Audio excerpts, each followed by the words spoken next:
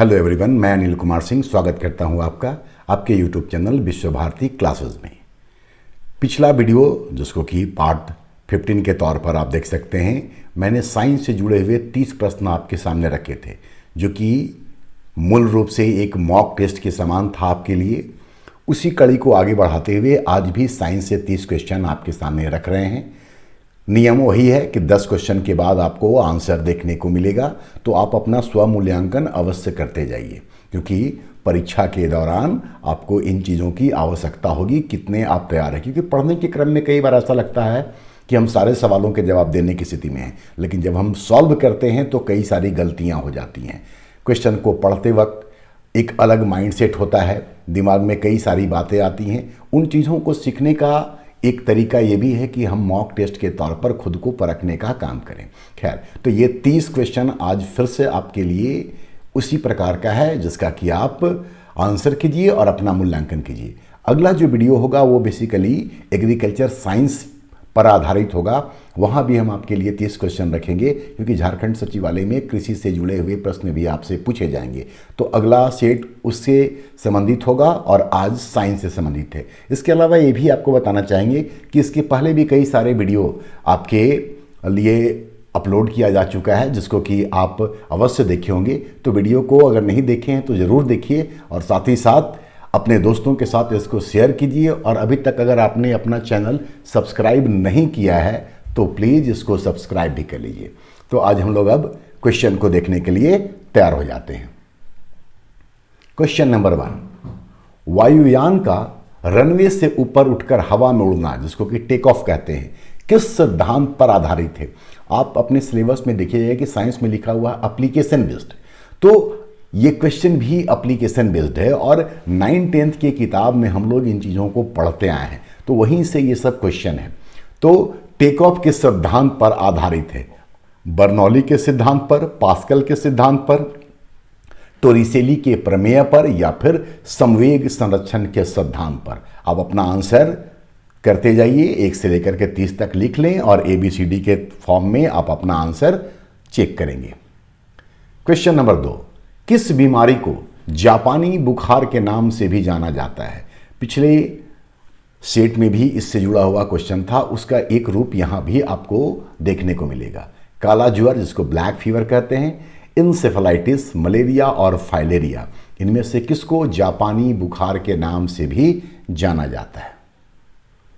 Question number 3, कौन सा प्रसिद्ध खाद्य दालों में प्रयोग किया जाता है? मतलब दलहन में प्रयोग किया जाने वाला खाद कौन सा है? एजोबैक्टर, एनाबिना, एजोला, राइजोबियम, या फिर ब्लू ग्रीन एल्गी, मतलब कि नीला हरा शैवाल। नंबर 4, पनडुब्बी मतलब सबमरीन को डिजाइन करने में किसका उपयोग किया जाता है? ये क्वेश्चन भी एप्लीकेशन बेस्ड है।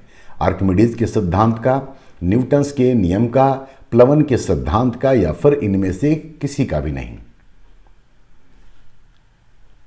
क्वेश्चन नंबर 5, निम्नांकित में से कौन एक एल्यूमिनियम का अयस्क नहीं है?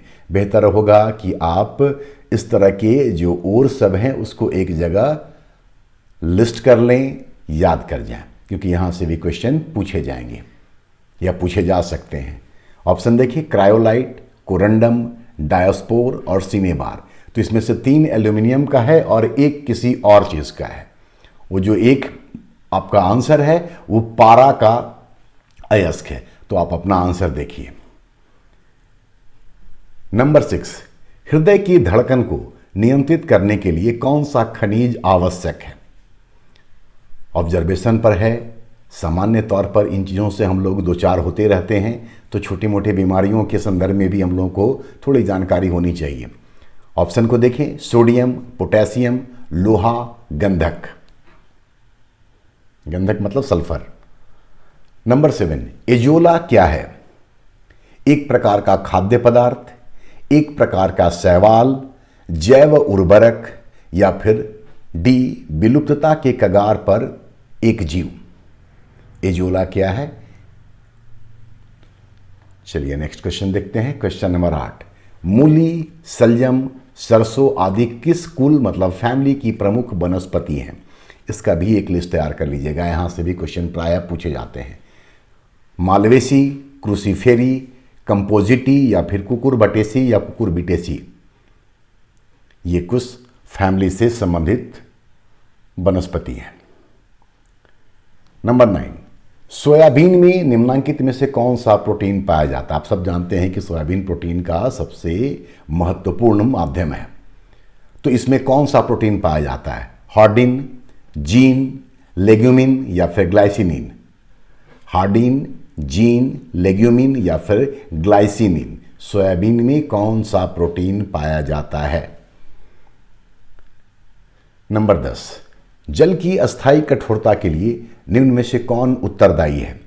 कैल्शियम एवं मैग्नीशियम के क्लोराइड एवं sulphate, sodium bicarbonate, potassium bicarbonate या फिर डी उपरोक्त सभी। ये सारे क्वेश्चन 9th और 10th के लेवल के हैं जो आपको एग्जामिनेशन में फेस करना है। चलिए अब आप 10 तक का अपना आंसर मिला सकते हैं। एक नज़र अपने आंसर पर देखिए और उम्मीद है कि आप बेहतर प्रदर्शन कर रहे होंगे। अगर 30 में आप 20+ जा रहे हैं तो आप अच्छे कंडीशन में हैं। लास्ट वीडियो में 24 तक स्टूडेंट ने गेन किया जैसा उन्होंने मुझे स्कोर बताया है। चलिए 11 नंबर, हड्डियों में फास्फोरस के रूप में क्या पाया जाता है? Sodium phosphate, calcium phosphate, phosphorus pentachloride या डी फास्फोरस पेंटाऑक्साइड। आराम से क्वेश्चन को देखिए, आंसर आपको यही मिल जाएगा। थोड़ा सा अगर ध्यान रखेंगे तो आंसर आपको इसमें खुद ब खुद मिल जाएगा। नंबर 12, पुलिस द्वारा भीड़ को छांटने के लिए प्रयोग किए जाने वाले अश्रु गैस मतलब टीयर गैस में कौन सी गैस होती है? ये प्रायः हम लोग टीवी वगैरह में न्यूज़ देखते हैं तो इन चीज़ों को हम लोग देखते हैं, तो ये सब ऑब्जर्वेशनल बेस्ड क्वेश्चन है। ऑप्शन देखें, hydrogen sulphide, chlorine, carbon dioxide या फिर अमोनिया। नंबर 13, रेफ्रिजरेटर में ताप का नियंत्रण कौन करता है?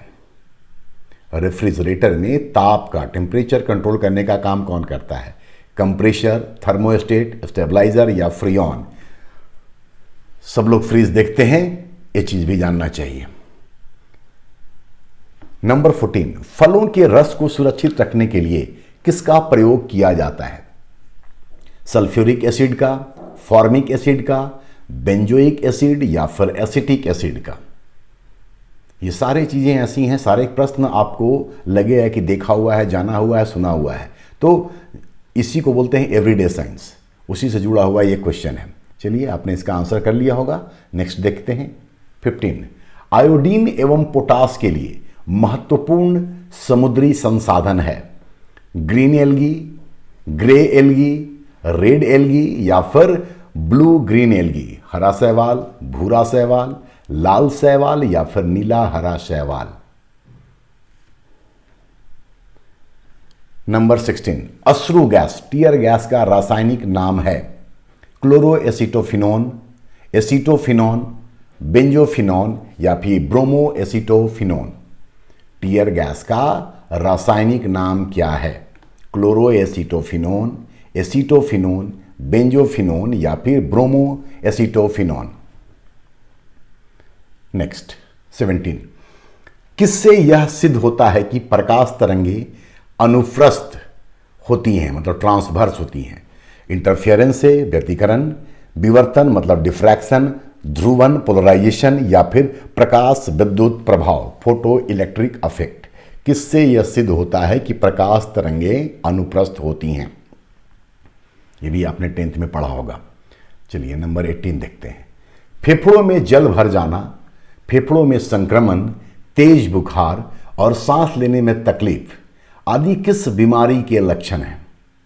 टाइफाइड, मम्स, एन्सेफेलाइटिस या फिर निमोनिया। ये सारे नाम आपके जाने हुए हैं, बस उसका लक्षण के आधार पर आपको ये बीमारी पकड़नी है। नंबर 19,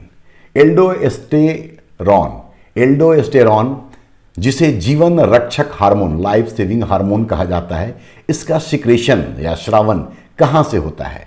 एड्रिनल ग्लैंड से, थायराइड ग्लैंड से, पिट्यूटरी से या फिर पेंक्रियाज से? एल्डोस्टेरॉन लाइफ सेविंग हार्मोन कहलाता है। ये अपने आप में इंफॉर्मेशन है। ये कहाँ से सिक्रेट होता है? एड्रिनल, थायराइड, पिट्यूटरी या फिर पैनक्रियाज से। नंबर 20, कौन ध्वनि की चाल पर प्रभाव नहीं डालता है? ताप मतलब टेम्परेचर, दाब प्रेशर, आर्द्रता ह्यूमिडिटी और माध्यम मतलब मीडियम। ध्वनि की चाल पर किसका प्रभाव नहीं पड़ता है? ताप, दाब, आर्द्रता या फिर माध्यम। चलिए अब आप 20 तक का, 11 से 20 तक का आंसर देखिए।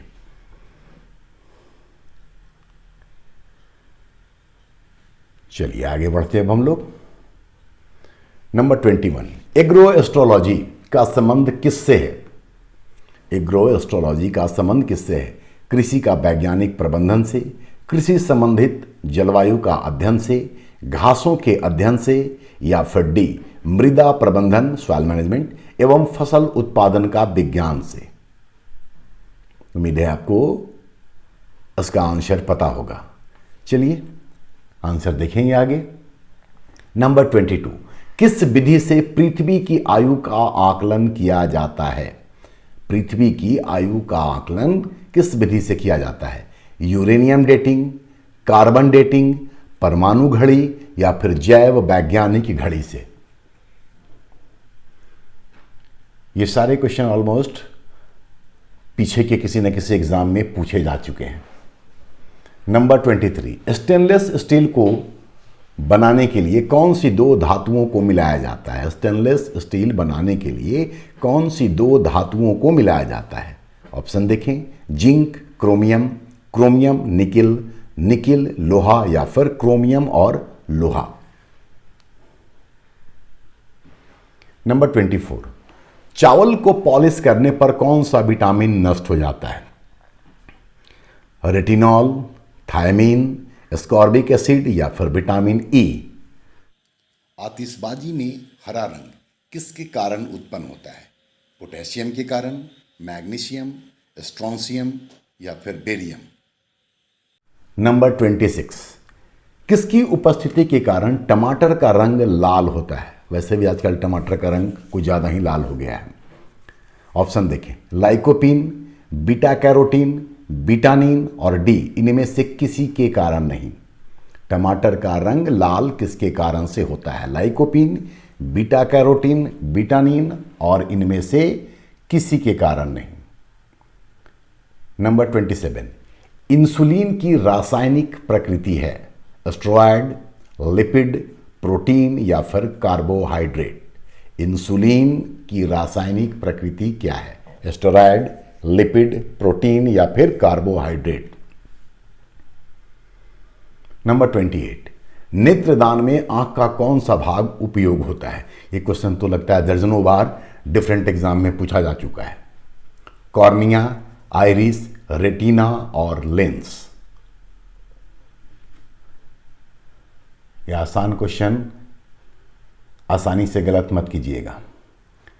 29, चींटी के काटने पर किस अम्ल के कारण दर्द महसूस होता है? चींटी के काटने पर किस अम्ल के कारण, जब उसके काटता है तो एक एसिड का फॉर्मेशन होता है, उसी कारण से ये दर्द महसूस होता है। वो कौन सा है? टार्टरिक, बेंजोइक, फार्मिक और एसिटिक। बिच्छू के काटने से भी उसी अम्ल का प्रभाव होता है जिसके कारण से दर्द होता है। लास्ट क्वेश्चन, कॉस्मिक रेज की खोज किसने की थी? लॉकियर ने, विक्टर हेस ने, रिचर्ड कैरिंगटन या फिर मैक्स प्लैंक। कॉस्मिक रेज की खोज किसने की थी? उम्मीद है इसका आंसर आपको पता होगा। चलिए अब आखिरी 10 का आंसर भी मिलाते हैं और उम्मीद है कि आप अच्छा स्कोर किए होंगे। जैसा शुरुआत में मैंने कहा था कि अगर 20+ आपका जा रहा है तो आप अच्छे कंडीशन में हैं, और अगर उससे कम स्कोर हो रहा है तो और मेहनत की आवश्यकता है, और कंसिस्टेंट होना भी ज़रूरी है कि हर टेस्ट में आप 20 और 20+ जाएं। अगला टेस्ट एग्रीकल्चर साइंस पर बेस्ड होगा, तो मॉक टेस्ट के थ्रू खुद का मूल्यांकन आप करते रहिए। वीडियो को पूरा देखिए और अपने दोस्तों के साथ शेयर कीजिए। अभी तक अगर सब्सक्राइब नहीं किए हैं तो प्लीज़ सब्सक्राइब ही कर लीजिए।